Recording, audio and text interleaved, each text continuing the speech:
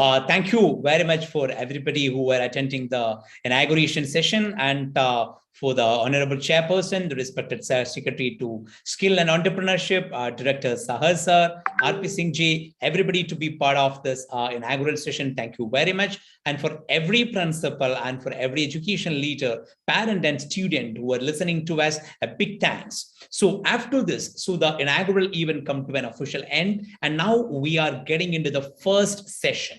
We are getting into the first session of National Guidance Festival that is about how to plan your career.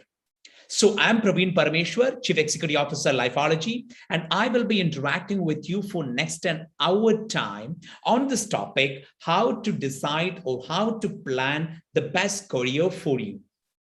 Okay. And now let me tell you a couple of things before we jump into the content. Number one, so I may not be a person who is cracking a lot of jokes to keep you alive and to keep you alive during the session. So, or to keep you engaged with the session. But I may be talking something which is very serious and very content-based, but I can assure you that that is very, very objective as well. So kindly ensure that you keep your focus on throughout the session. Number two, so I would like to take it as a very interactive session. And how to interact? Due to the number of participants who are coming for the program, as Deepa said before, we do have limitation to go for a direct one-to-one video interaction.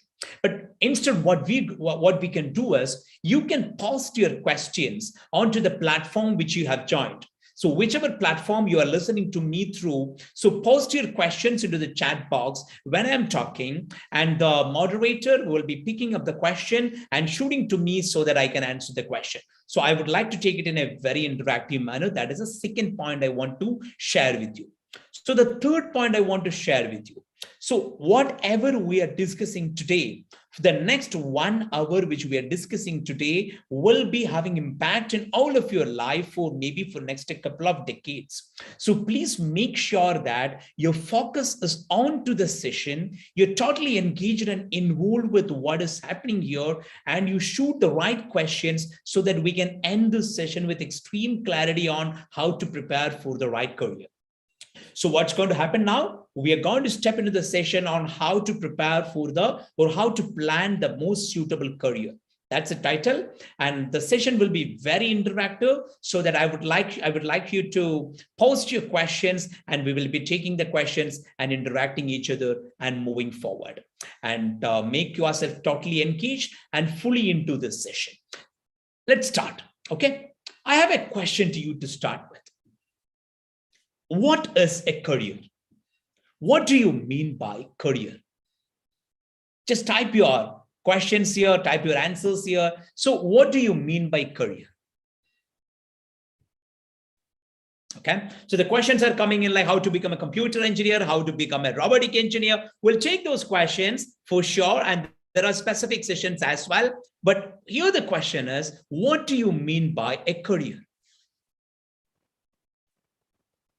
The questions are like, the career is something which we earn, which we do for earning. The career is which we do for work. The career is something as a profession. The career is work. It is job. It is life. It is profession. It is it's passion. The career is MBBS. The career is commerce. The career means career. Career means profession. So the answers are like career means profession, career means jobs, career means a specific field of activity, career means a specific field which we are getting into. Of course, all these are careers. But I would like to share a definition with you about career. And I would like to tell you, you see the question on screen right now, right? What is career? And I would like to tell you, yes, as you rightly said, it is job, it is career, it is profession, it is something which is life, and everything is right. But on top of that, career is something. Here's, this is how I want to define career for you now. One thing which you are going to spend more time with than you would be spending with your mom or your dad or your friends, or in future, your wife or husband or kids. This is what is going to be your career. You're getting the point? So the career, as you rightly said, maybe a job, maybe a profession, maybe something which is engaging yourself, maybe something which is helping you to win your bread. But I would like to define career for you as one thing which you are going to spend more time with than you would be spending with your mom or dad or friends, or in future, your wife, husband, or kids. This is going to be career. You would be working as a doctor, you would be working as an engineer, a space scientist, a biochemist, an anti-aging specialist, a happiness expert, or like a life coach, or you may be a graphic or product designer. So in whichever profession you are getting into, if you are taking it as a career, so you would be spending a majority of time into that. And that is the definition you have to give for career. And let me ask you another question.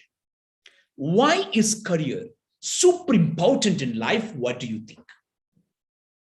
I told you what career is, right? And now I come to the question, why is career super important in life? Yes, I'm getting your responses like career is important because we are spending more time into that. As you rightly said, I mean, as I told now, yes, career is important, which because it can help me earn a lot. Career is important because it can, it helps me live. Career is important because I enjoy. Career is my passion. It's because money, it's because of our hobby, it's because money, it's our legacy, it's life, it's money. Yes, of course, career brings a lot of money to us for sure, but there are some more other reasons as well, which is making career super important in our life. It is money. Career is which we do for living, of course, but it is something which is more. Experience, survival, career inspires us, build knowledge, fulfilling necessities for money. Of course, see, career is super important in life, of course, because of a major reason you said, of course, money is important. I also agree, like, you know, so career influences the financial level and stability of our life. No doubt. Career, of course, influences our financial level as well as stability. But what more? Have you ever thought that career also creates our social identity? Let me ask you, just think about 5 people who you know about, other than your close relatives, friends, and neighbors. Other than your close relatives, friends, and neighbors, think about any 5 people who you know about. It may be a cricket player. I'm sure now you're thinking about these names and some names are coming into your mind. Yes, of course, cricket players are there. Bollywood actors are there, actresses are there, scientists are there, politicians are there. A lot of names are coming into your mind, right? And I can see a lot of names coming into the chat as well. How do you know all these people? We know these people totally based on the profession or the career which they are into. See, most of the people, maybe 90% of people in our life, other than our neighbors, our friends, and our classmates, we know these people because of the profession they are into. We know Virat Kohli or Rohit Sharma because they play cricket. We know Bollywood actors because they act in movies. We know certain politicians because they are into politics. We know certain investment bankers because they are into investment banking. We know writers because they are into writing. Like, you know, which is extremely important. So the career becomes very, very important because it creates our social identity as well. What you are going to be in future will be decided by your career also. That is a second reason why career becomes super important. And another one, career will decide your level of influence and power in your society. That is again another one, right? So many people want to be influential in their life. Many people want to be powerful in their life. So the career will be one important thing which is making a person influential as well as powerful in this world. The upper you climb in the ladder in career, the top you reach in career, the successful you become in career, you become so influential and so powerful in the society. And on top of that, On top of this financial stability, social identity, and also influence and power, career is also important because it has a huge impact in your happiness. It has a huge impact in your happiness. Why? As I mentioned before, we are going to spend a humongous amount of time, too much of time on career, right? When we are spending too much of time on career, if we are not becoming happy during that time, do you think that we will be able to expand our happiness to rest of our life? May not be. So it has so much of importance in deciding how happy we are going to be. And also, in a very philosophical note, career is something which can give you some purpose in your life as well, some why to live. I want to change this world. You can be a politician. You can be a social activist. You can be a policy maker. I want to make the financial systems in this world stronger. You can be a financial analyst. You can be an investment banker. I want to explore this universe. You can be an astrobiologist or an astrophysicist or an astronaut or a space scientist. We're having sessions, direct interaction with a NASA scientist. I want to influence people through my writing. You can be a next generation Chetan Bhagat or Ashwin Sankhi or Anand Nilakanthan. So you can be an author there. So that means, you will find your why or purpose with your career. See, these are some of the major things you have to keep in your mind to make sure. Why I'm explaining all this, because you have to think a lot seriously about career, because these are some of the reasons which is making career super important in our life. So that's the second point I wanted to tell you. So number one is, of course, somebody is saying, like Fida is saying, career is important because you want to settle in life. Of course, that's where I was saying, for financial level and also the stability in life, career is important. So somebody is saying career influences the level of security. Of course, the social identity, social security, the financial security, everything is decided by career.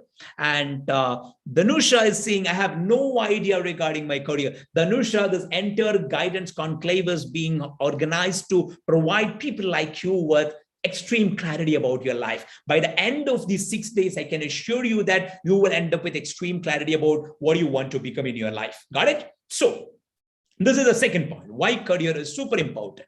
And now, what are the top 3 mistakes people make? Now I want to hear this from you.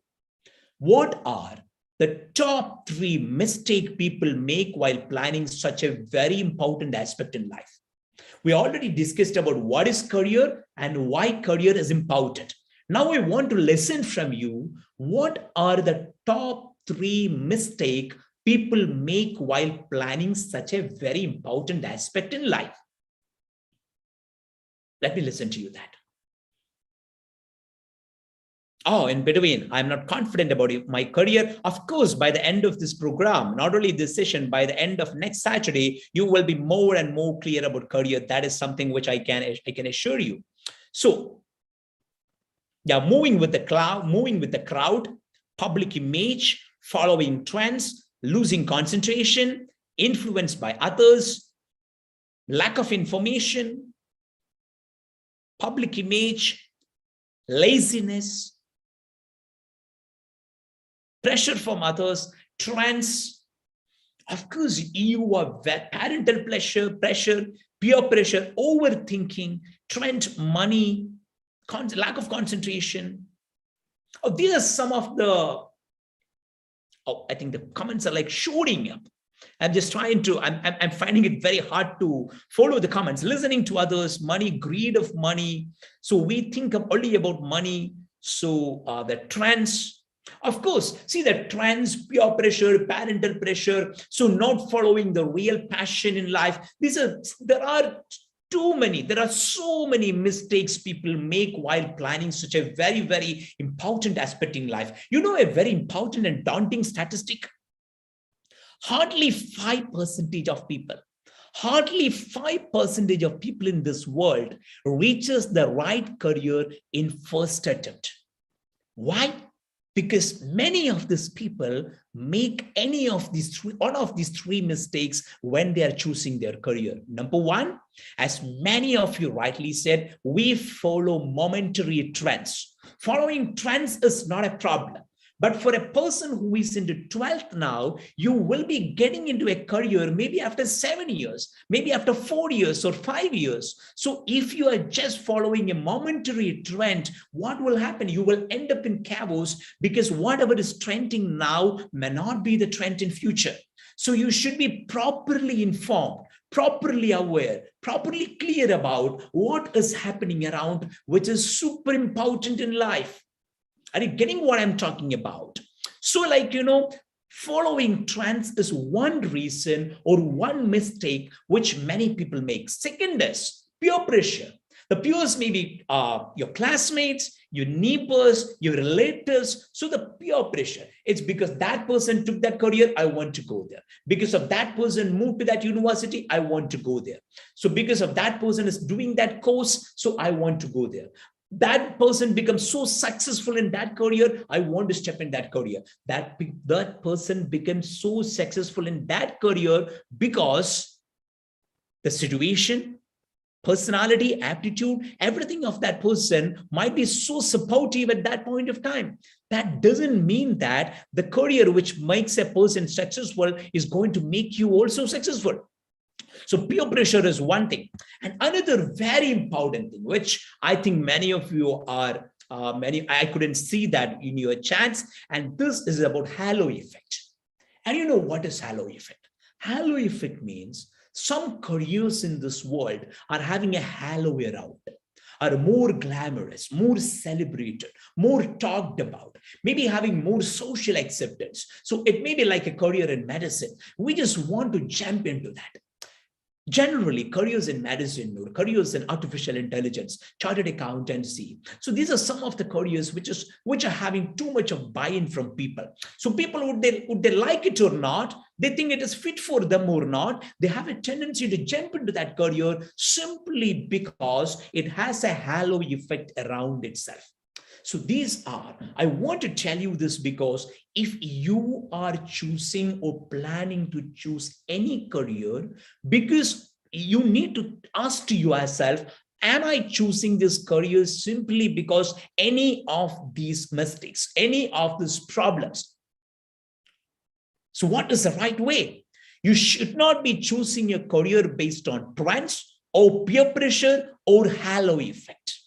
You should not be choosing a career because of trends or peer pressure or halo effect, because it is such a very, very important decision in our life, as we already listened to before. But here comes the question. Then what is the best way to decide on career? You may be thinking it is very private. It is very easy to say, like, don't follow these kind of things when you are deciding a career. Then what is the best way to decide on career? I'm going to tell you the best way. The most important and the most renowned formula to decide on your career. Because as I was mentioning before, career is going to be something which you are going to spend most time in your life with, right?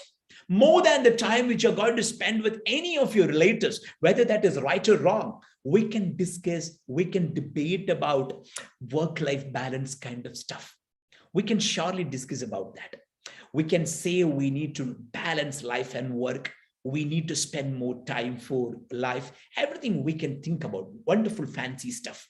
But once you are into, say, career, it's an unfortunate reality or a fortunate reality that you are going to spend more time with career than the time which you're going to spend with any other person, as I was mentioning in the beginning. So that important career is, and now comes the question, what is the best way to decide on career? Let me tell you, you need to follow these keywords in your life. Number one, passion, which always talk about passion, right? Number one, passion. Number two, personality. What is passion? First of all, let me ask you, what is passion? What is passion? Okay, passion is interest. Passion is interest. Passion is deadly desire to become something. As somebody is saying, passion is about our vision.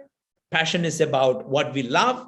Passion is about what we think good for ourselves. Passion is about what we want to become in our life. Yes, all these questions, all these things we're getting as responses. But I want to tell you,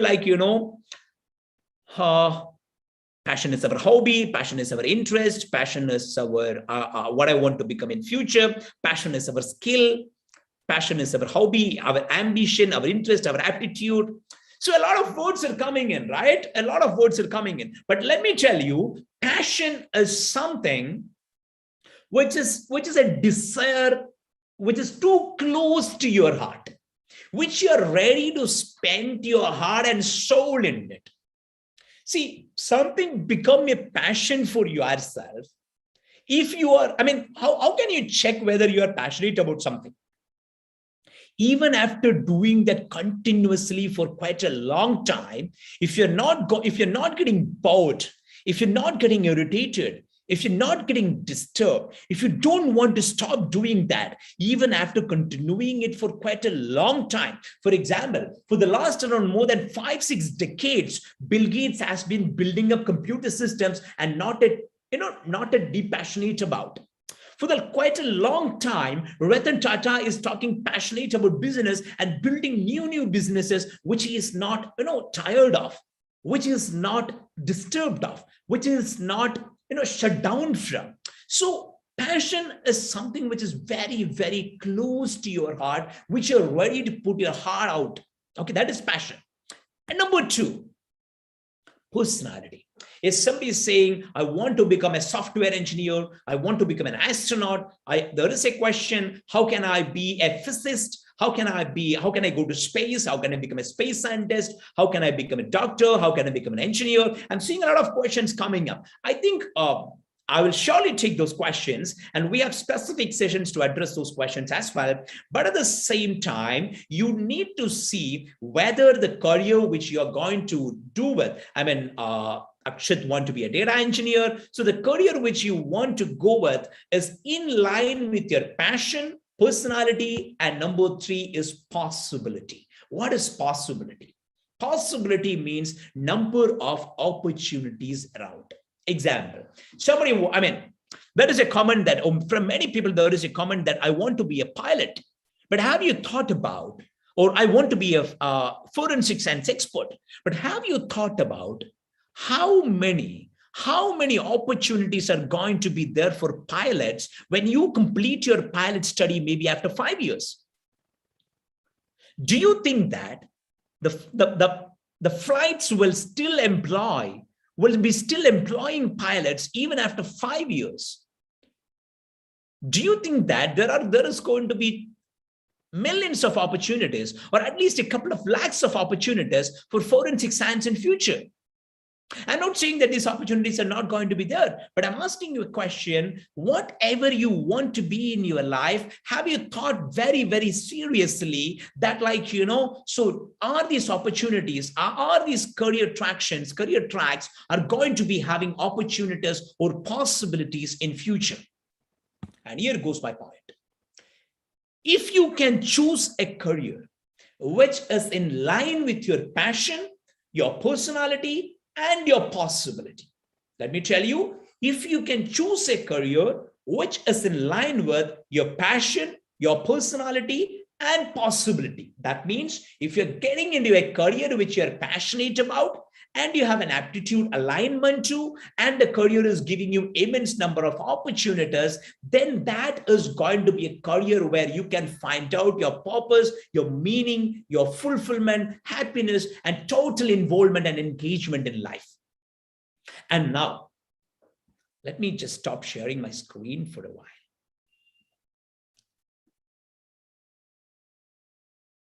So my dear friends, whoever is listening to me, now let me tell you this. Let me just tell you like this.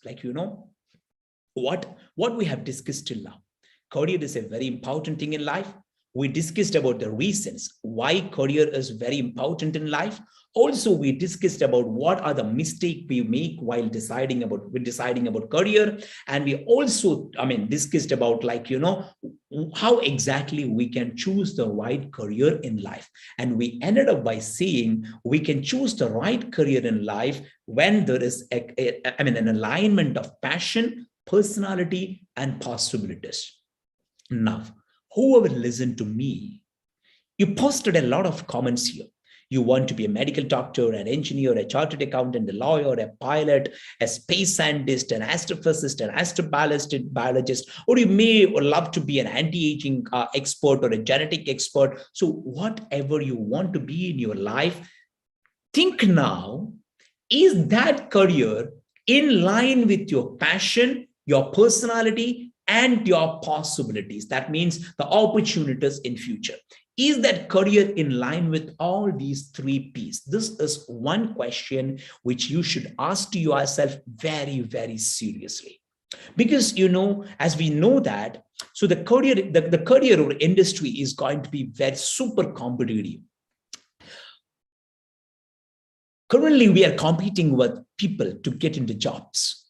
But let me tell you, in future, we will have to compete with machines to get into job. You may be attending an interview along with a robot. You may be taking a test along with a data science program. You may be attending a group discussion or a group project along with an AI algorithm. That means once you all are in schools now, when you complete your school education, complete your higher education, and start getting into jobs, you will even be competing with an AI algorithm or a robot or like a machine learning algorithm to get into a job. The employer will compare between your performance and the machine's performance to ensure that who is better to choose from. And also, whichever profession you are getting into, in that particular profession, you will have to use machines a lot in very, very closer to your heart. So are you capable for that? So because of these reasons, it is super important to make sure you are keeping your passion, personality, and possibilities or opportunities in one line when you are deciding about career. And now let me tell you something very important. Let me share my screen again. Okay. Now let me ask you the most important question. How to discover your passion? I want to listen from you. How to discover your passion? Because we talk a lot about passion, we talk a lot about our keen interest areas. Passion is a very, very celebrated word. No doubt it is. No doubt on that. But how exactly we can discover passion? I also told you, you have to decide your career based on your passion. But how exactly we can decide our passion is a question which I want to ask you. What's your answer on that? I want to get into army. Okay, listen to my heart, listen to our interest, listen to our habits. I don't know. I have a passion. Of course, that's very good. From your interest, got it? So that means you believe from your interest, from your caliber, from your aptitude, you will be able to understand your passion, right? So again, I want to define passion as something which you are ready to spend your heart and soul out, okay? And here, one thing, before I tell you how to discover your passion, I want to tell you one thing very important. There is nothing wrong. There is nothing wrong for not having a passion in life, because that is absolutely normal. Because many of you may be thinking, see, Praveen, I don't have a real passion yet, or I'm yet to identify my passion. I would say that's okay. That's perfectly fine. That's absolutely fine, because not necessary that you should be very, very clear about our passion, even at this point of time. So if you ask me, was I passionate about becoming something when I was in 8th grade or 9th grade or 10th grade? Not at all. So a majority of the people are like that. So not necessary that, it's quite normal, absolutely normal, even if you're not passionate about something at this point of time. That's quite normal, okay? But this is a very important point. You have to identify pseudo passion. You have to identify about pseudo passion. And what is pseudo passion, which is something very important. I'll tell you an example. So we had I was talking to a student from 9th grade, and the student is super passionate to become a forensic analyst. And she approached me just to help her plan how to become a forensic analyst. And I was asking her a question, why do you want to become a forensic analyst? She was saying like, I want to become a forensic analyst because of a lot of reasons she mentioned. She mentioned that it is a great career. It's a fancy career. It's like a fashionable career. I want to travel around the world. I want to be a part of a lot of serious things in the world. So I want to become a forensic analyst. Then I asked a question, how much you love chemistry? She said, chemistry is something which I hate. Okay. How much you love biology? Biology is something which I'm not very comfortable with. So, but here comes the question. If you're not comfortable with biology, neither biology nor chemistry, then how exactly you are going to enjoy the career in forensic science? You know what happens here? The person wants to become a forensic analyst, not because of their love towards the subject, not because of the love towards the real life of a forensic analyst, not because the person knows very well what is happening in forensic science. It is simply because we see in movies that forensic analysts are super professionals who are working very closely with the decision makers, who are into something very important, who's always in limelight, or who's always getting some attention.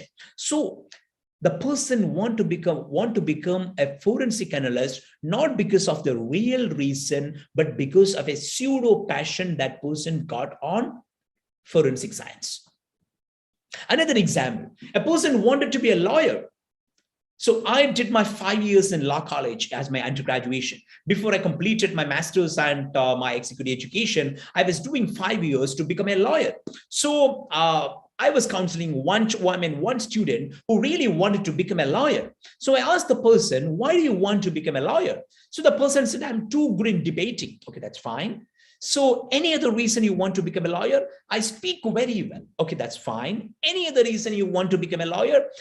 Because I can surely negotiate well with people. Okay, then I asked the question, have you ever visited a court? Have you ever seen that what is happening inside a court? Have you ever met or talked to a lawyer and tried to understand what is happening in the life of a person? He said, no. Then I assigned the person, and here comes the importance of internships, apprenticeship, work experience, and all. So I asked this person to get a company with a lawyer who I studied with. A friend of mine. I asked this person to be with that person for a week and go to his office, go to the court, and see what is happening there. And this person did as what I said and come back with the answer that I don't want to become a lawyer, because the lawyer which I was envisaging, I was dreaming in my mind, I was thinking about is not exactly happening inside the court. That the person was having a pseudo passion. So it is absolutely normal even if you're not having a passion. But what is the problem is you have to think and understand, is your passion a pseudo passion or a real passion? And how exactly you can understand whether your passion is a real passion or not. There are two methods. I'll tell you the first method now.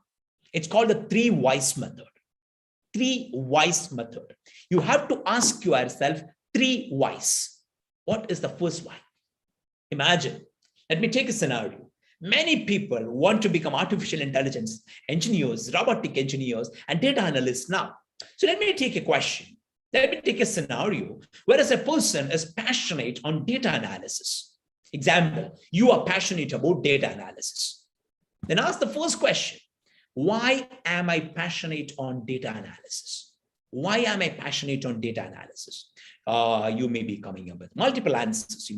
Many may be coming up with answers like, so I'm so passionate about data. I'm obsessed with data. I believe data is going to be the new oil. I believe data is going to be the future. So I want to become a data analyst because I'm so obsessed with data. Then you ask yourself, why am I interested to work with data? Why exactly I am interested to work with data? Then you may be saying like, Data is going to be the decision-making factor in future. Data is an emerging career. Data is a growing career. It's an upcoming career. But then again, you ask, why am I interested to work in data analysis among many other emerging careers? If you want to get into an emerging career, you can be into any other career, right? So why exactly you want to get into data science or data analysis? So this is another question which you should ask. I mean, these are the three whys, these three whys will help you explore more and more into yourself and try to understand whether you are really passionate about data analysis. And for this person is passionate about data analysis, not because the person understands what is happening inside data analysis. It's simply because the person understands it's an emerging career and want to become a data analyst. That's a reason, right? So that is not a passion then. It is just an obsession to a career, not a deeply rooted passion. So this is one way. That means ask continuous three whys to yourself to decide whether it is a real passion or not. And what is the second way? Go for an internship, go for getting some work experience, do some voluntary experience. Many people commented here. I think hundreds of comments I was seeing, like, I want to be a pilot, I want to be a data analyst, I want to become an artificial engineer, intelligence engineer, I want to become a car designer, I want to become a geneticist, I want to become a judge, I want to become a cardiologist. That's fine, I understand. But how many of you ever visited the workplace of these people? How many of you have attached with any of the companies for a voluntary experience during your summer, during your Christmas holidays? I understand you have exams, you have things to study, you have your day-to-day activities to be completed, but along with that, not instead of that, along with that, it is super important, at least 2 weeks in 1 year. I'm not demanding for 2 months. 2 weeks in 1 year, at least you can spend on some internship or work experience, because even Lifeology is also envisaging a platform where people can do internship virtually, so that, people can get easily connected with what is happening in the workplace, which is super important. So what I request is, and CBSE is providing immense opportunities to understand what is happening in each of the industries and what is happening in each of the skill sectors. See, either you can get attached to a company, attached to an organization, or take a course in that, which is again very important. If you're super passionate to become a data analyst, take a short course in data analysis and understand what is happening inside. Once you start drilling down, data analysis may not be as fascinating, as attractive as it is from outside. Becoming a lawyer may not be as fascinating as you see on screen in movies. It may be very boring. Sometimes it may be a very boring, dry, slow-moving kind of a career. So what I'm trying to tell you is, if you want to discover your passion, the first thing is you should realize about pseudo passion. The second, if you really want to understand your passion, ask the three whys continuously. The why, the why, the why. That's one way. Second way is get attached to that particular profession for some time. And over a period of time, you understand, is this really my cup of tea or not? Which is very important. And now the second one, how to discover personality. And I would strongly, because this is very important, because if you want to become an artificial intelligence engineer, your logical intelligence, out of multiple intelligence, your logical intelligence should be exceptionally high. It should be exceptionally higher than what is required to become a normal computer engineer. If you want to become a robotic engineer in the mechanical field, your dexterity or your kinesthetic intelligence should be far higher than what is required to become a normal mechanical engineer.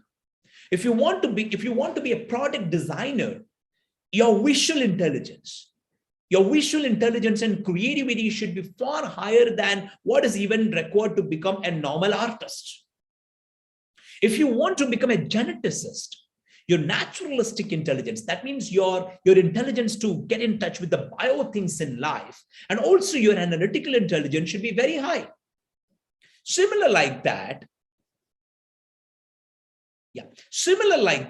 there are a lot of aspects in your personality. So if you want to become an actuary, in your life, or if you want to become a financial or investment banker or financial analyst in your life, it is again super important that your your structured your structured thinking process, your detail orientation, your love towards numbers, all are very, very important. So see, the different people are having different personalities, right?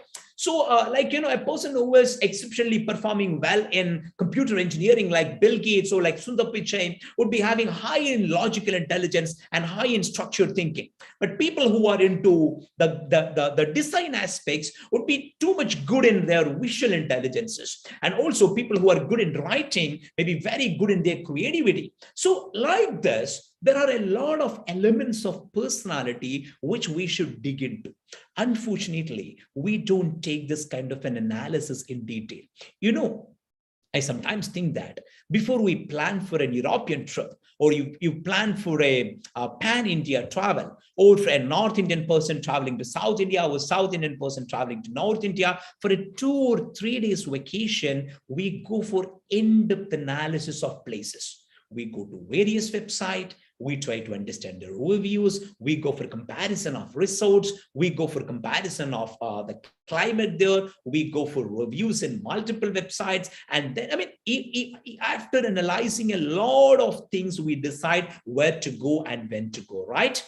But unfortunately, before choosing our career, we hardly do such kind of a detailed dive in and analysis about ourselves. That is where this point comes. It is super important to discover your personality. And how to do that? Let me tell you, you have to go for a you have to go for a very structured scientific analysis for that. Because, if you analyze yourself, or you go for a pure analysis, or you go with the words of your mom or dad or your teacher, so they would be, and you would be, even I would be, having our own biases, right? We have to, if we need to get an objective analysis, it is super important to rely upon scientific assessment by any person. From a reputed, team, because that scientific analysis will help you understand your aptitude, your intelligence orientation, your genetically acquired personality, your socially acquired personality. Putting all together, you will be able to decide on your right career. So what is important here? The second point is, number one, you have to understand your passion. Number two, you have to understand your personality. And number three, and now comes the question, what about the possibilities? The possibilities means opportunities, right? What about the possibilities? How to understand the possibilities? Now I want to ask you, how many of you subscribe to any, or how many of you read the career page of Economic Times or Financial Times? How many of you regularly take career updates from any of the news websites? How many of you read about the trends happening in careers? Which career is moving up? Which career is going down? Which career is going to be the future career? Which career is more paying? So other than some whims and fancies we have, or some amateuristic understanding we have about career, how many of us have really seriously take a deep dive into the possibilities? I want to listen to you on that. Okay. Okay, I started getting it. We are awaiting your responses. Yeah, we started getting it. I think me. Hi, I do, sir. Reading forever. I'm a reading. I want to become a civil engineer. I'm reading that. Okay, so some funny comments as well. Yes, I absolutely, because what I'm trying to tell you is, it is very important to follow regular trends, updates, and news from various sources or from any one reliable source, which is very important. So this is how you can try to understand about your passion, your personality, and your possibilities. And now, and here comes the most important question: how to align the 3 P's? I would say, if you want to, now you understand your passion, your personality, and the possibilities, right? And now let me tell you, if you want to align these 3 P's, what I would do is, I would always go to an expert person to talk to. The person may be a counselor in your school. Maybe a teacher you are so connected with, maybe the principal or the education leader at your school, maybe your mom or dad, if you think they are good to do for that. I mean, they are good to help you with, or it can be your friends, relatives, or your neighbors, or a professional career counselor. So whoever you think appropriate, you think helpful for this, you need to go to that person and take a counseling or a coaching or advice or guidance from that person, and then take a help to align the passion, personality, and possibilities, because an external person can help you a lot in aligning this. And the person can be anybody you think appropriate. It can be a counselor or a teacher or an education leader or your friends or your mom or dad or a professional career counselor. But it is super important that you can, I mean, it is so helpful if you can take help from somebody outside to help you align passion, personality, and possibilities. And now, do we really require support? Do we really? Sometimes we think that, like, I understand my passion, I understand my personality, I know the possibilities around. Do we really require support from outside? Show a picture for you. How many of you can recognize who is in this picture? How many of you can recognize who is in this picture? I can. Who is that? Let me see. I want to become an IBIN. Okay. Somebody saying I don't have confidence. Yes, no, only in the teenage. I want to be an astronaut. I want to be an astronaut. I want to be an astronaut. Yeah. You can surely be an astronaut, and we can surely. You should attend the session on Saturday morning, whereas you are going to interact with a NASA scientist who is the current leader of Hubble Telescope project, so that, like, you will be getting a fantastic opportunity to interact with person, how to become an astronaut as well. Yes, many of you understand this is Sachin Tendulkar, right? And Sachin Tendulkar is with who? And you see, Sachin Tendulkar is with his guru, with his coach, Ramakant Acharya, right? Even Sachin required a coach from outside to help him groom himself, develop himself, grow himself. And so we also. And this is the right way to build ourselves to become into the right career. And now comes the question. Many of you ask, which P is going to be super important in life? Passion, personality, or possibility? I'll give you an answer like this. Passion is really important. If you are really passionate about a specific career, if you're really passionate to become an astronaut, if you're really passionate to become a military officer, if you're really passionate to go for NDA, National Defense Academy, if you're really passionate to become a teacher or a civil servant, don't look back. If you think that you're super passionate, then pursue that career and give importance to your passion. Who is on this picture now? This is Bill Gates when he is in his 8 or 9 years age.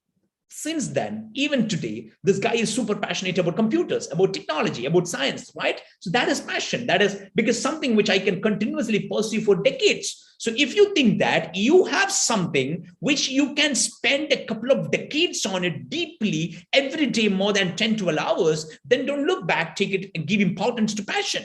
However, you can also ensure that there is no drastic personality, non-alignment, or scarcity of possibilities. If then you need to plan more. I'm not saying that you should not pursue your passion, then you need to plan more. That's it. So that, if that is the case, you can give importance to passion. And second question, you can give importance to personality if you are not so passionate about something and you and your family are ready to explore the best fit career. And you can give importance to personality also if you want to test whatever you're passionate on is okay to pursue it and in line with your personality. If you want to test, that is also an opportunity, whereas you can get into a personality assessment. And number 3, but here comes a very important point, a possibility. If getting a job is extremely important for survival, for many people in this world, get a job as soon as possible is extremely important for survival. Then more than passion and personality, I recommend you to go behind possibilities. That means which job is going to give you more number of opportunities in future, the mass openings, go for that. So these are the scenarios which is telling you which job or which P you have to give more importance to. And now the last point. when should we start process? When should we start process of career planning?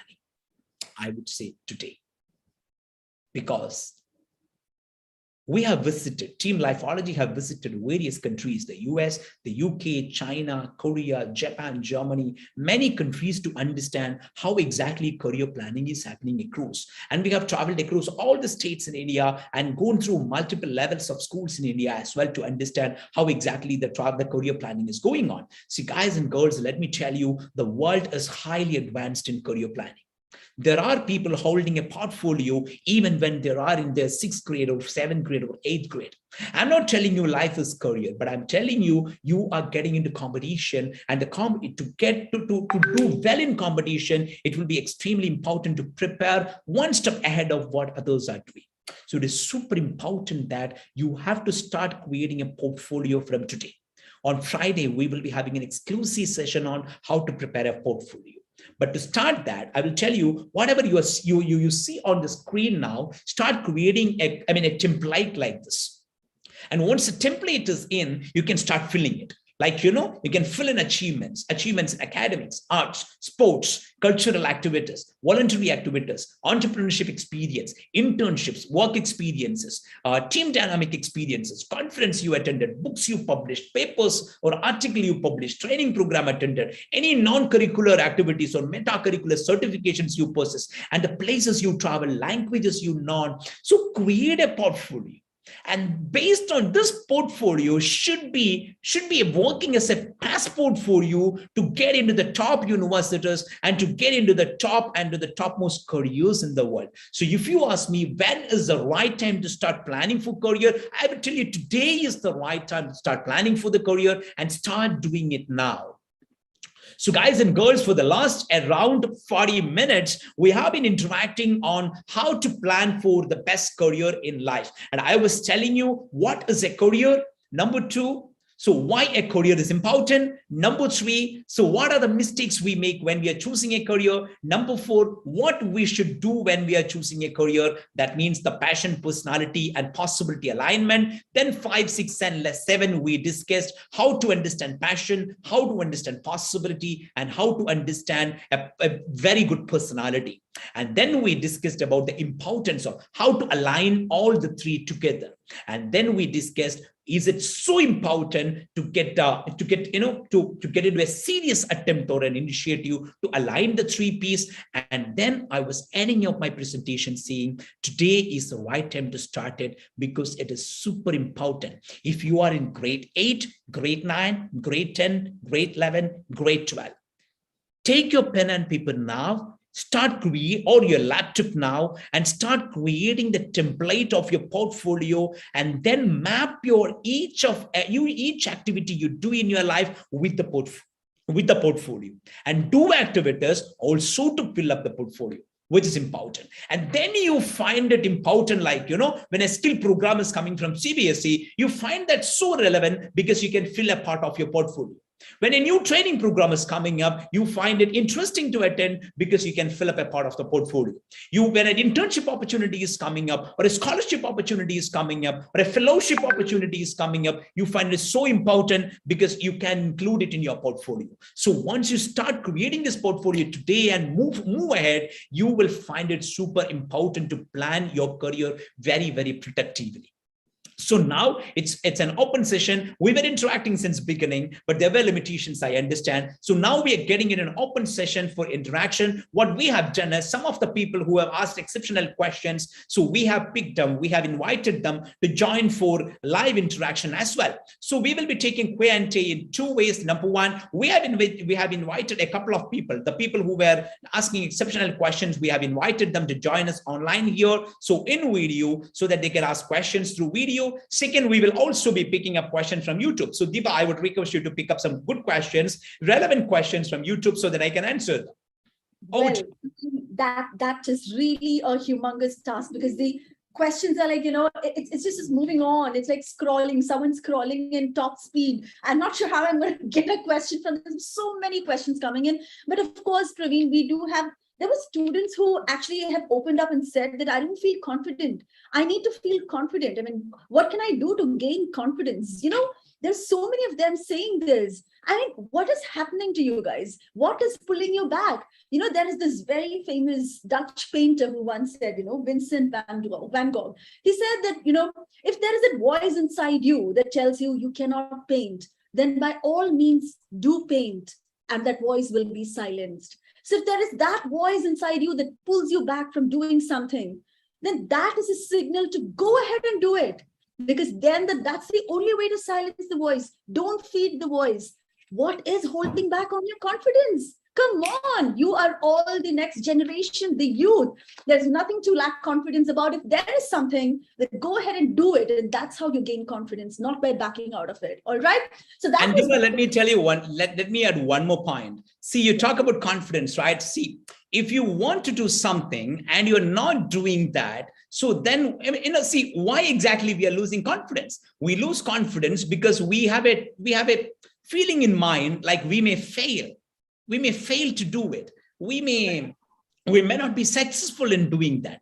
But let me tell you, if you are not doing it, your possibility of not achieving it is 100%, right?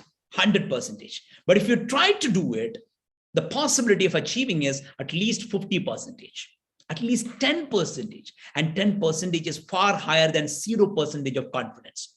So, I mean, 0% of achievement. So what I'm telling you is, so you are not confident to do something because you're not confident that you're going to be successful. But that will end up in 100% failure, 100% non-achievement. Try it. 1% you may become successful, and that is far ahead than not trying for it. So be confident, step into it, start it. And the only way to start moving forward in life is do it now. The maximum, you won't achieve it. Right. That you are not achieving even now. Not different, right? So be confident and do it, man. Yes, Deep. Right, Praveen. And there was somebody who said, I think this person really needs help. He just said that, you know, I have my maths exam day after tomorrow, but I haven't studied anything. Well, that's a little too ambitious that, you know, you don't study anything till today and you think you'll be able to do well. But you know what? There is still time. Okay. It's not tomorrow. It's still day after tomorrow. Stay optimistic, stay positive, and put your 100%. You know, I always think that just believing in luck and believing in confidence alone will not take you somewhere. You need to do your part, and then confidence will automatically come in. So go ahead, give your best today and day after tomorrow, and it's just going to be good. Just take a chill pill. Don't relax. Okay. I mean, don't get tense. Just relax. All right. So let's move on to the other questions. There are a lot of questions, Praveen, coming in as in, I want to become a doctor. What can I do about that? I want to become an IPS officer.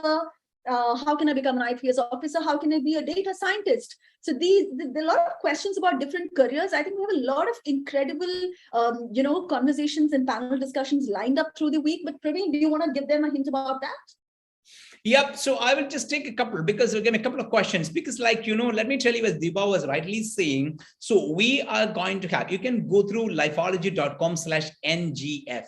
National Guidance Festival, and you will see the calendar, or you will see the schedule for the session, and we have already emailed you the schedule as well. So go through the schedule and you will you will see there. So when exactly going to have you know, I mean which session is going to be at what time.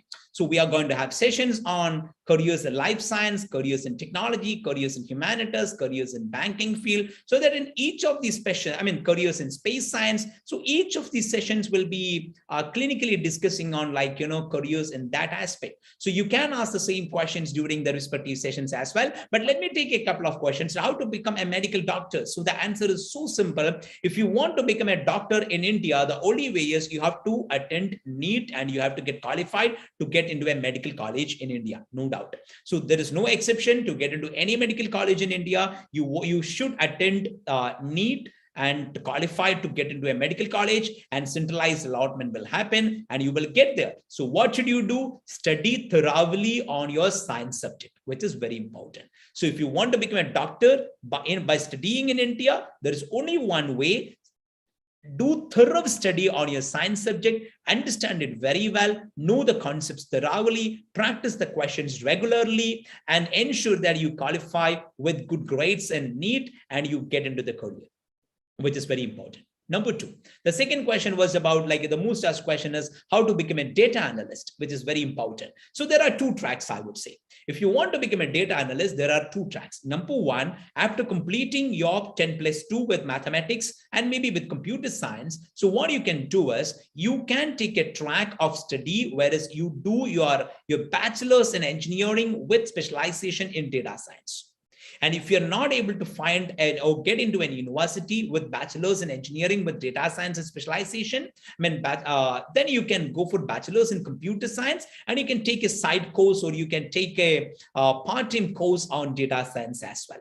So computer science plus data science or a BTech in data science will be super helpful for you to move forward. If you're not able to take that track, the second track can be, you can go for a BSc in statistics, and along with that, you can start studying, you can start understanding about computer science and do short courses in data sciences. And after completing your BSc in statistics, you can take a master's in data science. So that is the second way. So the first way is take a BTech in data science or computer science plus data science and go ahead in that track. Or go for BSc in statistics or mathematics by taking another courses for understanding computers and then get into a master's in data sciences. These are the two, I would say, the best fit phase to build your career in data science. And there is another track also.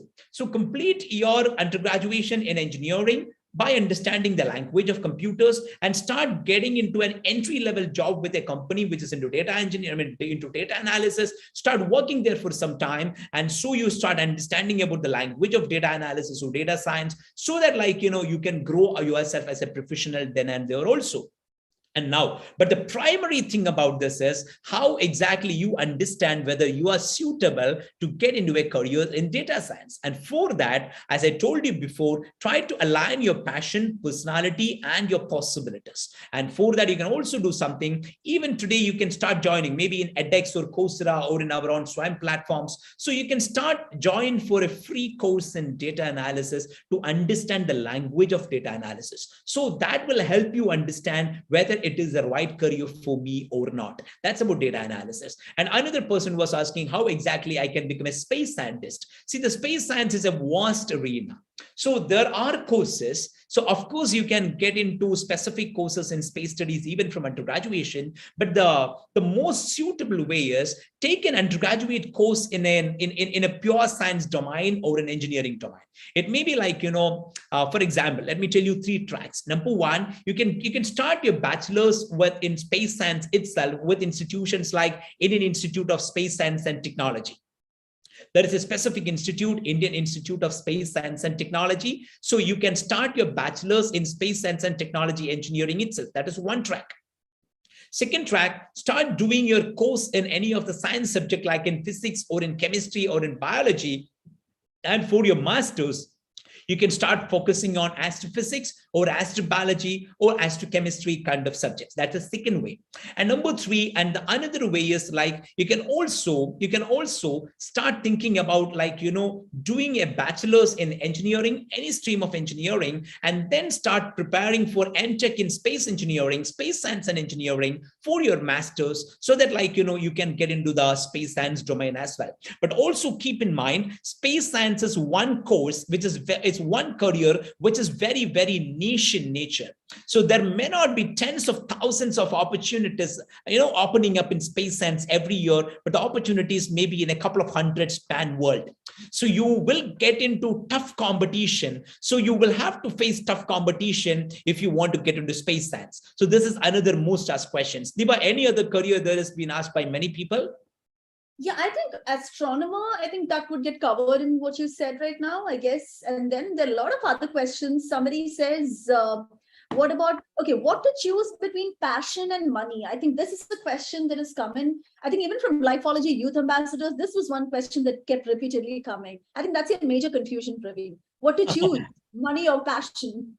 I perfectly understand. And that's a tough question also, but I would just put it in this way, or I would just answer it in this way. So number one, so if suppose, I will just, let me just comment in these 3 statements. Number one, so if you are, at this point of time, if you're super passionate about something, super passionate about something, and you do want to grow in that, and you're ready and okay to wait for some time, that means okay to stay hungry and stay foolish for quite some time, and you have the support system from family for that, then I would say it is very important. It's absolutely okay to give importance to passion, because after some time the money will come to you. Are you getting the point? But if it is otherwise, that means if you should earn for your meeting the two ends of your life, or you should earn for your family, and you don't have enough time to start earning, you want to start earning very, very quickly. So then the only way is get into a job now and start and park your passion for the time being, and you can refresh your passion once you are settled in your life. Okay, so that means my answer is totally depends on who you are and what is the scenario you are into. So if you are into a scenario which is very settled and you don't have to start earning very quickly now for meeting up two ends in your life, and you have enough support and backup from the family or from the society, then you can continue start chasing for your passion, because chasing for passion because passion is always something which is very big, right? Reaching there would take some time. So stay, if you're ready and the situation is helping you to stay hungry and stay foolish, go for that. But if it is otherwise, of course, start earning quickly, so get settled, and once after that you can refresh your passion and you can start pursuing your passion. And this is how I want to take that question, Deepa. Yeah, I think that's a good check to take. I mean, would you stay hungry and foolish for that passion? Do you feel so strongly about it? So there are a lot of other questions. Another one, how can we prevent temptations when we're going towards our goal? Temptation, distractions when you're actually pursuing a goal. That's another question. And yeah, go ahead. You can answer that and then I'll give you the rest. Yeah, Diba. So that point is like, so when you are into, you set a goal, you set a destination, and you start moving forward. I think, so the team is saying like, the people have joined for asking questions as well. You can add them to the group so that like, they can start asking questions. So as I mentioned before, we have taken some people who ask the right top questions, and they are Lifeology Global Fellows as well. Some of them are, so Lifeology Youth Ambassadors. So they will be asking questions on screen as well. Okay. So before that, so about distractions. So let me tell you, the biggest problem the world is facing today, including I and all the people, is the level of distractions we are facing, which is too much. Because the social media or internet or WhatsApp, because even when I'm talking now, I'm getting WhatsApp messages and I get distracted. So even when I'm working, I come to know about multiple other opportunities, and I start distracted. There may be many other things which I'm interested about, and those things would be distracting ourselves. So I think, so one very important point we have to keep in our mind is, once we start setting up a goal and we start moving forward, it is super important on three things. Number one, understand very well, be aware and realize that you will surely get distracted by something. That awareness should be very important. Number two, you should be very, very clear to prioritize. That means whatever is coming to you, you can ask three questions to prioritize. The first question is like, what I want to be, what I want to do, a lot of things which I want to do, right? The second question is what I can do. Many things which I want to do, I cannot do. So I can weed out something.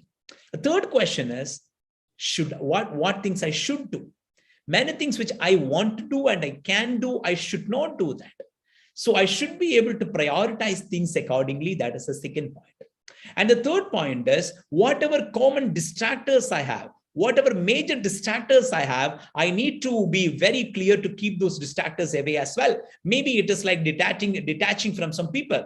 Maybe it is like reducing the use of social media. Maybe it is like reducing the time we spent on any other engagements. So we have to be able to detach from something as well if you want to focus on something. And focus on something, there is a cost, and the cost is detachment from something else. And be very clear, you cannot focus on your goal and proceed towards your goal by keeping you attached to everything. You have to keep you detached from something if you really want to focus on something. So this is how I want to address that particular question. Deba, is that clear?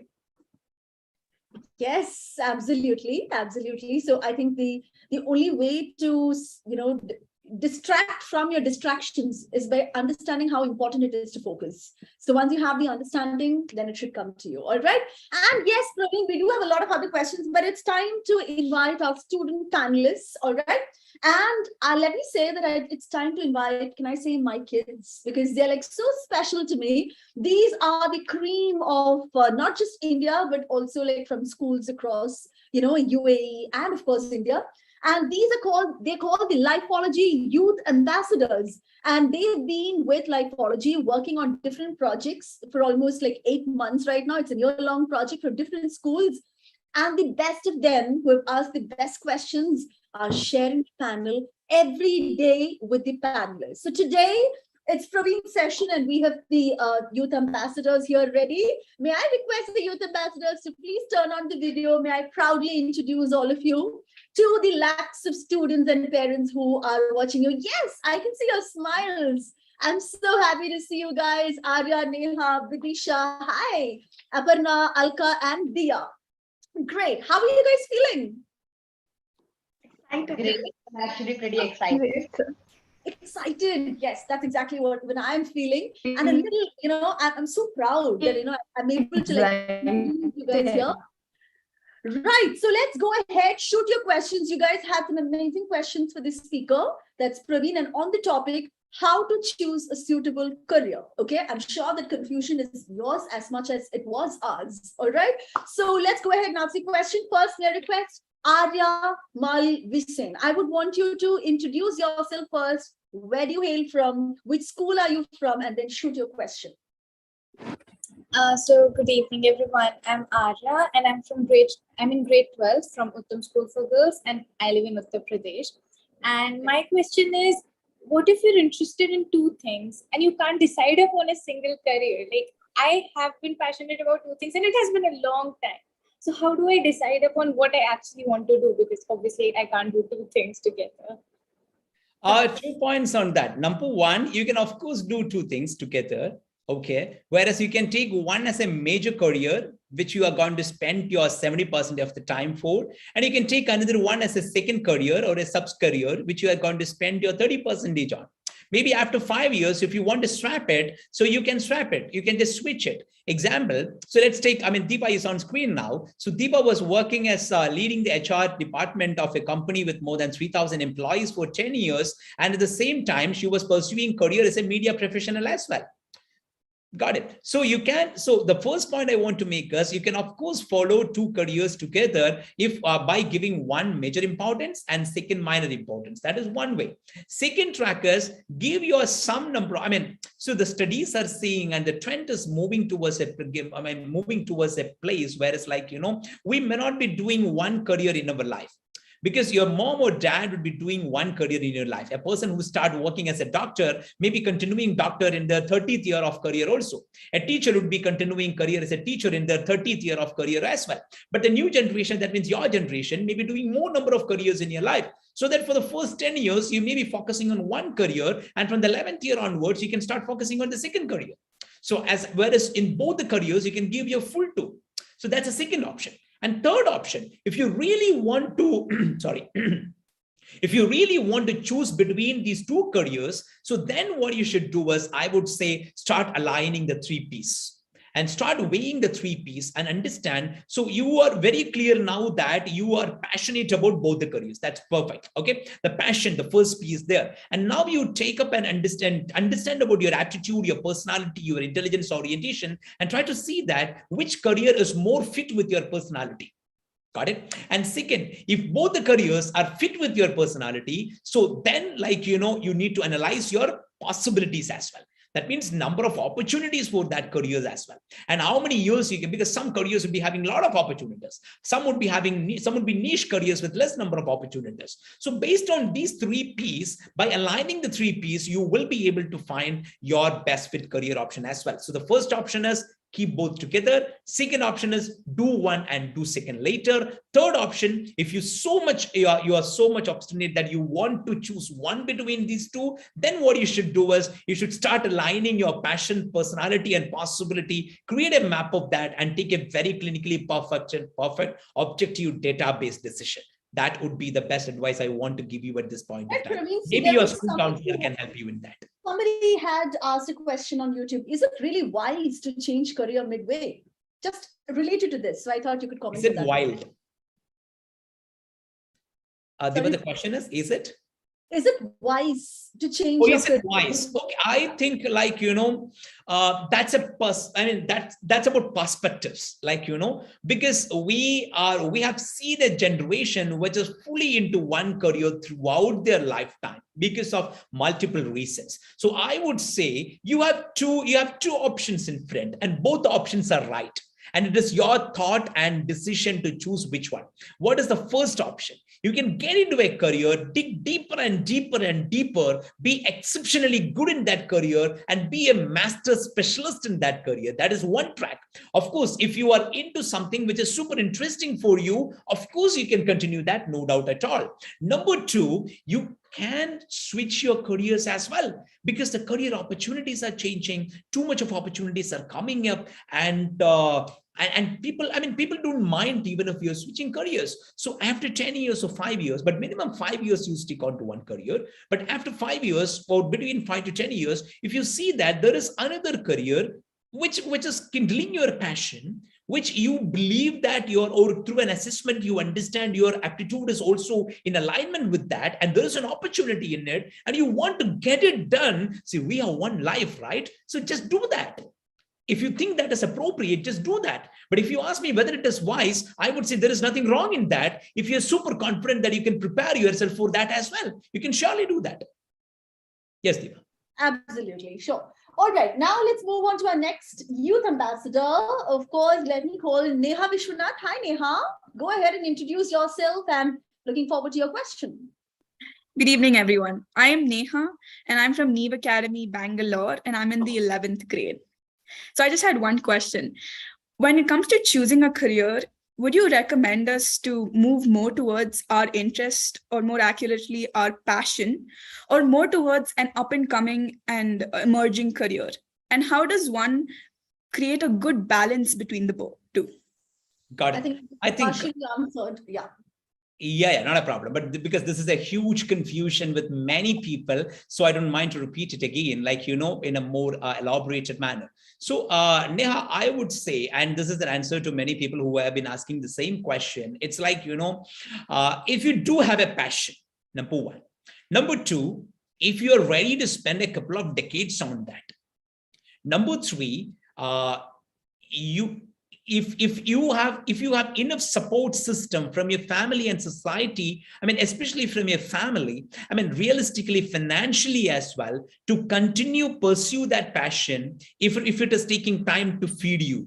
Got it. That means you can stay some time in your studies or your research, or by doing something small, and you have the support system for that. I would strongly recommend, if you have that passion, do chase it, and you will love it. Because once you get into a career which is your passion, you don't even feel that you are working for a day. You just feel that you are living it. Okay. So if you do have that scenario, getting into that, just step into that.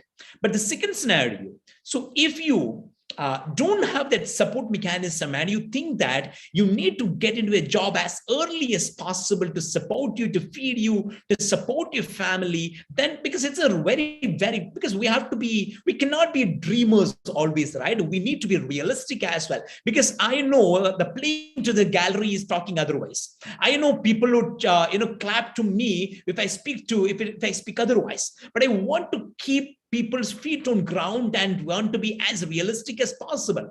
If the support system is not there, what I would recommend is getting into a job which can feed you very quickly, start earning, save well, invest well, make money out of that, and then start chasing your passion. There are many people who start working for earning, start working for meeting the two ends of their life, get settled in their life, and then what they do is they start chasing their passion. Start chasing your passion in your 30s is not bad. Start chasing in your passion even in your 40s is not too late. You can do that. But there, what you need is proper financial intelligence and financial literacy. So this is one skill which I would say every person should grow in yourself. Because if you want to earn, get settled, earn something and start doing something which is of your interest, you need to have proper savings as well. And for that, you need to have proper investment as well, right? So that through proper financial literacy and understanding which you can gain, you can surely do that. And this is how I want to tell you, how exactly you can go with your choices between your passion and your, opportunities. Thank you so much, Praveen. So Neha, I hope that's clearly and elaborately answered your question, but I'm sure the confusion will still be there a little bit. Just life will teach you how to go about it. And all right, the next question from Vidisha Bhandari. Yes, Vidisha, over to you. Please introduce yourself and go ahead. Yes, ma'am. Good evening, everyone. I'm Vidisha Bhandari from India, and I'm grade 11 student of Paramount International School, Dwarka, New Delhi. And my question is, how do we actually identify the potential that our dream career will hold in the future, as future is full of uncertainties? Oh, that's a wonderful question, because the future, as the Howard University rightly mentioned on an article, the future is going to be very, very VUCA in nature, right? It's going to be very volatile, uncertain, complex, and ambiguous. So even top companies or top analysts are not able to predict largely which career is going to be of too much of opportunities in future.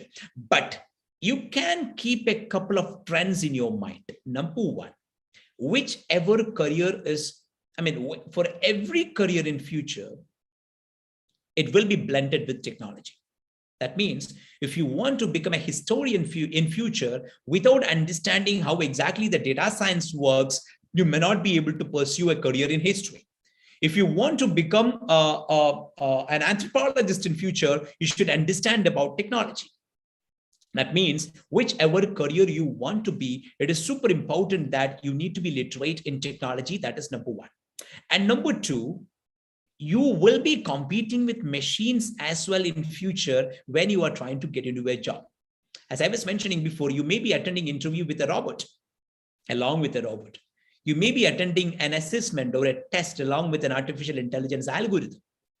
So you need to make, these are not things like fancy things because these are even happening now. You might have read about a short film which won awards in Cannes Festival, which is created by an AI algorithm. You might have known, you might have read a week before that, in an art competition, so the winner is an artist who used an artificial intelligence algorithm to create an art form. You might have gone through the party research project of Google, whereas the pictures or the images are created just by giving verbal comments. So that means in future, every career will be having a blend of technology. That is number one. Number two, every career you will be competing with machines, so that how exactly you can win over this competition by maximum human in nature. Because whatever the machine, because we cannot compete with a machine by becoming mechanical in nature, right? We can be competing with machine only by becoming more and more organic and humane in nature. So those human skills you have to improve in yourself. Okay, so now taking your question very specifically, whichever career which is going to be very mechanical, which is going to be very, I would say, very automatable, I would say. So these careers will be derived in future. Whichever careers are going to be very organic, very human in nature, these careers are going to survive in future. And this will be applicable for every careers. Let me give you some examples. Number one, let's take a very, very fancy career we all have about doctors. Okay, so being a doctor would be a good career in future? I would say like this. So there are too much of researchers going around the IBM Watson algorithm. Whereas see what's normally happening inside hospitals.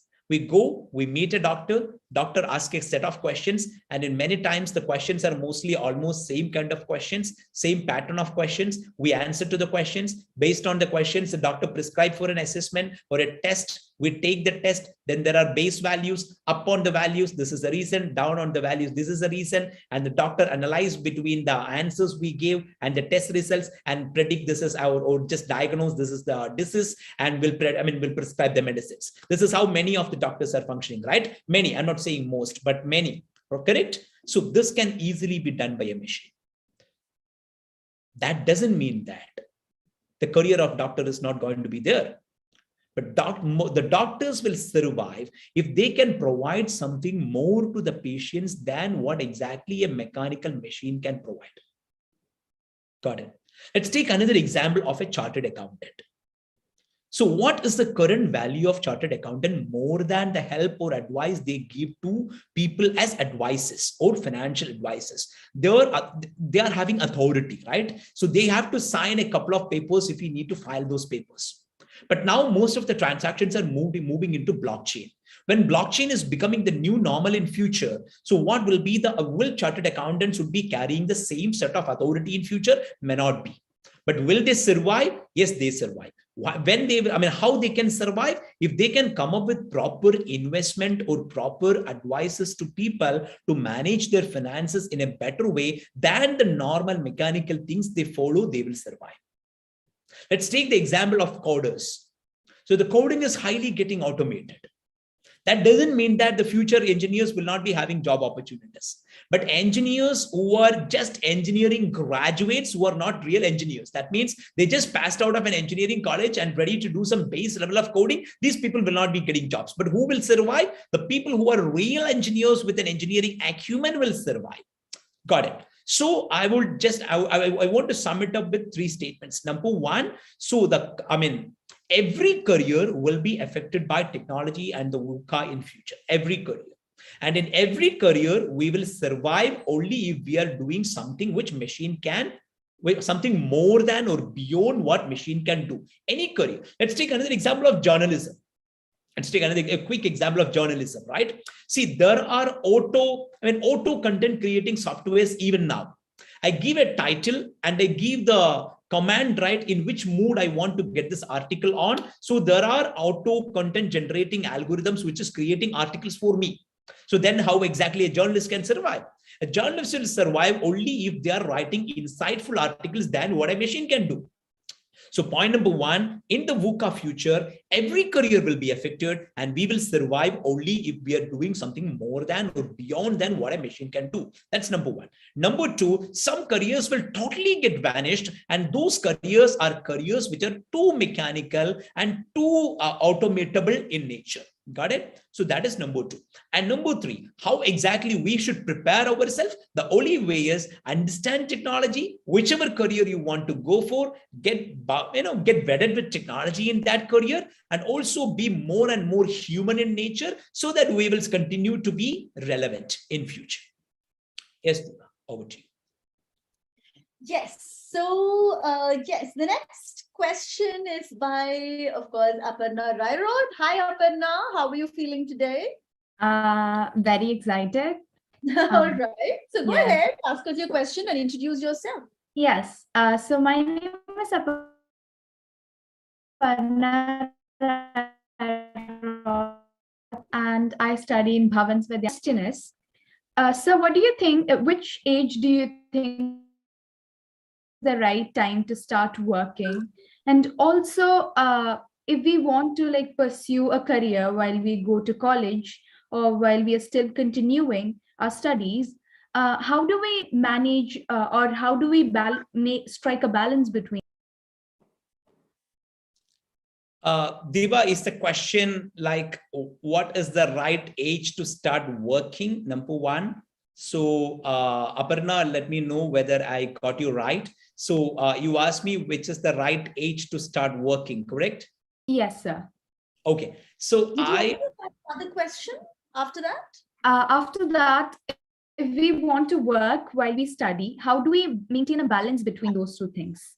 Wonderful, wonderful question. So I would tell you, it is, See, you need to see work in this way. Number one, it is very, very important to set a proper understanding and proper understanding of something. So before you start getting into a full-time job on that. So I would say at least up to the full bachelor's level, and if possible to the master's level, you do your studies, which is very, very important. So I may seems to be a conservative person in that, because there are a lot, because it is always playing to the gallery is like, start working from now. But I would say no. So try to understand the world. Try to understand what you're going to do. Try to understand seriously about, your job. So for that, you are spending, say, 3 years or 4 years or 5 years for your UG, and for 1 or 2 years for your master's is not a problem at all. So you need to spend your time at least up to your master's, I would recommend, to ensure that you are getting the solid foundation to work. Okay, that is number one. Number two, that doesn't mean that you should not take up short assignments in between. You should start taking up short assignments even possibly from today. That means it may be a summer assignment. It may be an assignment between your 10+2 and you're starting off your undergraduation. It may be your the time between your undergraduation and master's. If you want to work for a year, you do that. Not a problem at all. But start doing something parallel to your studies, which is not taxing the amount of the investment which you have to put for your academics. Because over a period of time, what I understand is like, solid foundation on academics become very, very important to grow in this world, because you need to have that base well set to grow in this world. So let me tell like this. Number one, if you ask me what is the right age to start full-time work, I would say do your undergraduation, start working is fine. But if you can complete your master's, if you're so clear about which one you want to do master's on, do that and then start working on, working, number one. Number two, but that doesn't mean that you should not do anything. So without taxing the time you want to spend for your studies, you do some internship, voluntary experiences, work experiences parallel to this. And number three, study never ends. Even after you start working, you need to keep you updated by taking a decision that in every 2 years, at least you attach one certification to your profile, which is very important. So that is the point. That is how I want to take that question. And Diba, I think we go for the last question, right? Last two questions. We've got last two questions. Okay, go ahead. Alka Jackson and Dia Kostrick. Yes, Alka Jackson, go ahead. Introduce yourself. Good evening, everyone. My name is Alka Jackson. I'm a student of class 12 in Sharjah Indian School. So my question is, if you've already visited a career counselor and done all the necessary tests, but what if a person is not satisfied with the outcome of the test, or they think that the given profession isn't suitable for them, then what is the next step to be taken? That's a tricky question. So I would say, I would just put it in this way. So we meet up a doctor for a disease we have, and the doctor is not curing that illness. What we will do? Will we sit at home and try to self-treat? No, sir. Go to a better doctor, right? Yes, sir. Go to a better doctor. So I would say if you meet up with a counselor and you're not able to get a convincing answer or not able to get a convincing solution from the person, so the best point to do is meet up a better person. That's number one. And number two, if you're not able to meet up a better person, if you're not finding such a person, what you can do is you can, this is the less advisable thing, but still you can try to do these things by yourself. That means like, number one, you ask the 3 whys to yourself and try to identify your passion and create an out of that. Number two, there are assessments available. Even no true counselors, there are assessments available, right? Take a couple of assessments and try to get your profile properly listed, go through that and try to understand that. Number three, also try to attend conferences or employment fairs or like virtual videos, whereas when these kind of guidance conclave, and try to understand about what careers, what type of careers are moving ahead, and then pour your heart and soul onto these 3 things and try to align these 3 things and take a shot. But this is a less advisable one because it takes too much of time from a person, and it demands professional skills for helping a person to align these 3. So the first recommendation I give you is, if you're not If your illness is not cured by a doctor, go to a better doctor. In the same way, go to a better counselor. Yeah, something like a second opinion. I'm sure you would do that. All right, let's move on to the last question from the Lifeology Youth Ambassador Group, and that's Dia Kaushik. Dia, go ahead. Thank you, ma'am. So first of all, I hope Deepa ma'am and sir, you both are doing great. It was a really wonderful session today. Thank you for that. And here's my question, and it's actually a pretty basic question. It is, when it comes to choosing a right career, as we also choose a right career, what is the definition of right here? Is it about the earning you get from the job, or is it about the working environment of the job, or the comfort zone you get at the job, or basically your interest in the job? What's the most important? What defines right? I just put it in a very simple sentence like this. A career becomes best career if you are ready to be with that career in a full-hearted manner for 3 decades to the minimum. You continue that for 3 decades or not is a different manner. But are you ready to do that for 30 years in your life? Are you ready to teach for 30 years in your life? Are you ready to police for 30 years in your life? Are you ready to spend time with patients for 30 years in your life? Are you ready to spend time in between machines for 30 years in your life? Are you ready to spend time with numbers for 30 years in your life? If you think that I can do this for 3 decades continuously in my life, every day around 10 to 12 years, that is the best career for you. And for any career to become one suitable for that, it is super important that it is aligning somewhere with your passion. It should be having it, your personality should support that. Otherwise, what will happen is, like, on the way, we feel totally disturbed. Why do we feel totally disturbed? So in the career, because of the personality non-alignment, we may not be able to perform better. So we put a lot of effort and we fail to perform better. What will happen is, like, we get totally demotivated, frustrated, we feel lost. So that's the importance of getting into a career which is supported with your personality. And number 3, so opportunities, and it should pay you well, because you cannot continue in one career for 30 years if it is not paying you well, right?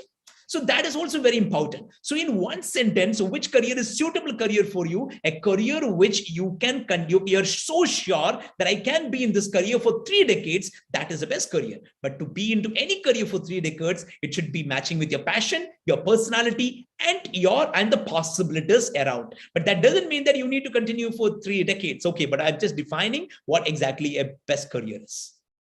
Great. So well explained, Praveen. I mean, it makes me think whether I made the right decision when I chose my career. But that's exactly how you sum it up. Thank you so much, Praveen. And thank you, Lifeology Youth Ambassadors. Some amazing questions. And I'm sure a lot of them who are watching this would relate to your questions, because that's probably the question they had on their mind. So you were actually representing the youth, rightly being called youth ambassadors. I'm so proud of you. Thank you so much for sharing the panel with Praveen Parmeshwar, CEO of Lifeology. Thank you, all of you. All right. So on that note, Praveen, we did have a lot of repeated questions coming. One of them was, how do I become a sports person? I know we are drastically running short of time, but there's somebody who's really, really desperate to become a sports person and who's gone on asking the question multiple times. Of course. See, to become a sports person, there is a passion, personality, and possibility is fine. But along with that, another P need to be there to become a sports person, which is physical fitness, right? So you need to think about your physical fitness as well. So what I strongly recommend is, so try to talk to your sports teacher, or go to a sports school nearby and talk to a person there, or go to a sports counselor and talk to a person over there to understand, are you really fit to grow in your career in sports? Because interest in sports and taking career in sports is very, very different. It's extremely different. A person who is super important to play basketball doesn't mean that the person is fit to pursue it as a career, same as in cricket or in athletics. So very important that you need to talk to an expert in sports, or through your school counselor, get in touch with a person who can support you to understand whether you are physically fit for a career in sports. Because there are even blood tests, there are even physiological measurement tests to help you understand whether you are fit to take that as a career. Number 1. Number two, you need to decide which item is fit for you. The item which you are spending too much of time on now, so whether that is the best item for you, or is there something different? That also you need to, either because of your passion you can choose, or with the advice from somebody you can choose. That's the second point. And number three, the third point is you should also keep in your mind, career in sports is also a niche career, which may not pay you very quickly, which may not pay you like, very much initially. So you need to be ready to stay hungry and stay foolish if you want to get into sports also. So what I recommend is, so what is the way forward? Number one, fix the item you want to get into. Number two, get proper training from the best training institute for that. And for that, you need to attend the training assessments, the selection proceedings of that institute. And number three, get a very, very good coach. And the good coach comes from the good institute many times. So fix your item, get into the best institute, start getting trained, and be a wonderful professional. But before that, you need to check whether you are perfectly fit to get into a career in sports, which is very important. And keep in mind, sports is a career for a person who is ready to stay hungry and stay foolish, because that's not going to pay you very, very quickly. Maybe like a robotic engineer, or maybe like a doctor. It may not be going to pay you very quickly a lump sum, a quick amount of, a fixed amount of money. And you need to be, you need to go along with the volatility of that career also. It has too much of ups and downs, and it is too much age related. Why I'm saying about these negative things, because already you are very aware of the positive things. Because once we start thinking about something, we have a confirmation bias. And you know what is confirmation bias? Confirmation bias means this is one bias which is affecting ourselves when we think about career. If we want to become something, then whatever things come to our life, we will manipulate in a way supporting to our decision. So if you want to become an astronaut, so everything which is coming in front of me, I will only manipulate. I don't use the word manipulate. I will only interpret it in favor of that decision. I want to get into one particular, university. I describe everything about that university, whether it is negative or positive, only in a positive way. That's called confirmation bias. Don't let your confirmation bias affect you. That's why I'm just giving you the other side of that as well. Okay. Yeah. Absolutely. So that gives you all the information that's required for you to take the decision. So that's why we have to talk about all sides of it. Remember, Virat Kohli, Dhoni, Sachin Tendulkar, or Messi was not born in a day. So it really takes time. All right. So that's it in terms of questions. There's someone who repeatedly, I think it's Manasvi, somebody who repeatedly asked about how to become a Lifeology Youth Ambassador. Please watch out for the Lifeology announcements next year, because this year we are closed. We already have a bunch of ambassadors, so we'll be announcing it next year. All right, so stay tuned for that. All right, so that's all. Thank you so much. And of course, there's so much more coming in tomorrow. Well, he is always the author of 5 Point Someone for me, though he's written so many, super books. But then for me, he's always a 5 Point Someone, author. But tomorrow, he's not just going to talk about 5 points. He's going to talk about 6 points on success in the 21st century. Yes, I'm talking about none other than the most celebrated author in India. Someone was asking me on chat, Chetan Bhagat nahi aayega kya? Zarur aayenge, kal aayenge. All right. So Chetan Bhagat is going to be appearing on the panel tomorrow on day 2 of the National Guidance Festival. So stay tuned, guys. And along with him, we have, I'm a big fan of this person. I love his write-ups. He is a representative from the United Nations, none other than Shri Murli Tumarakuri. It's going to be extremely interactive and interesting session. So I'm so excited for tomorrow, as you are. All right. So let's get back tomorrow. And until then, that's it for today. All of you guys, there's one thing I want to tell you. Don't think too much. Just follow the right route and smile, be happy, relax, take a chill pill. And remember, what you saw today is just the trailer. Picture abhi baki hai mere dost. So let's come back tomorrow for more excitement, more fun. Thank you so much, Youth Ambassadors. Thank you, Praveen.